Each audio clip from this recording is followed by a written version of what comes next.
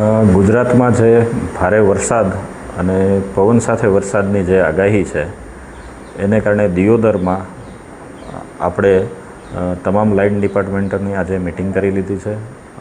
તમામ ડિપાર્ટમેન્ટને આપણે પૂર્વ તૈયારીઓ માટે સૂચનાઓ આપેલી છે.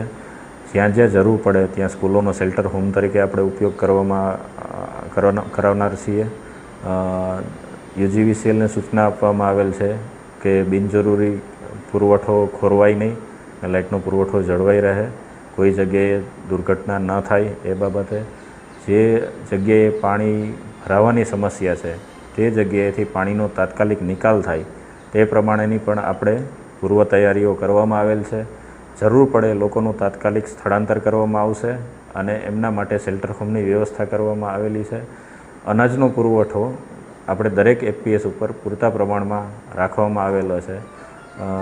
જે પ્રેગ્નન્ટ મહિલાઓ છે જેની ડિલિવરી ડેટ નજીકમાં છે એના માટે પણ આરોગ્ય વિભાગને સૂચના આપવામાં આવેલ છે કે તેમને સેફ જગ્યાએ સ્થળાંતર કરીને રાખવામાં આવે, જેથી કોઈ ઇમરજન્સી હોય તો એમને પૂરતી ટ્રીટમેન્ટ સમયસર મળી રહે.